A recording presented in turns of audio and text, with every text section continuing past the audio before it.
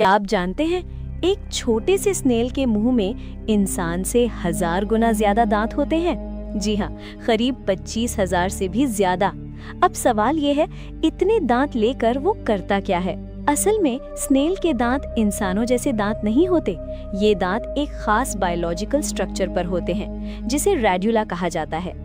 Radula को आप एक लंबी लचीली जीभ समझ सकते हैं जिस पर हजारों माइक्रोस्कोपिक दांत कतारों में लगे होते हैं। हर एक दांत इतना छोटा होता है कि नंगी आंख से दिखाई ही नहीं देता, लेकिन जब वैज्ञानिक इसे माइक्रोस्कोप से देखते हैं तो ये दांत आरी या कांटों जैसे नजर आते हैं। अब सवाल आता है, 25,600 दांत आखिर कैसे? रेड्यूला पर दांत एक या दो नहीं बल्कि सैकड़ों रोज में होते हैं। हर रो में करीब 100 से 150 छोटे छोटे दांत। जब इन रोज को जोड़ा जाता है तो कुल संख्या 20,000 से 30,000 के बीच पहुंच जाती है। इसलिए वैज्ञानिक कहते हैं एक स्नेल के पास औसतन 25,600 दांत होते हैं। अब सोचिए, स्नेल खाता क्या है? पत्तियां, एल्गी, फंगस और पत्थरों पर जमी चीजें। ये खाना सॉफ्ट नहीं होता, इसे काटा नहीं जा सकता, इसे घिसना पड़ता है। और यही काम करता है स्नेल का रेड्यूला।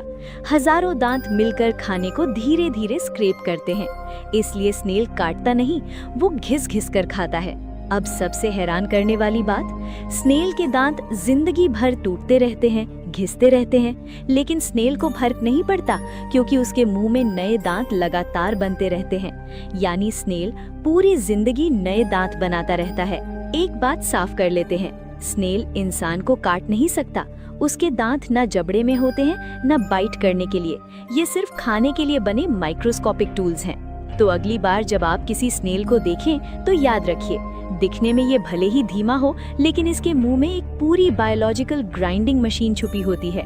प्रकृति छोटी चीजों में भी सबसे बड़ा विज्ञान छुपा देती है।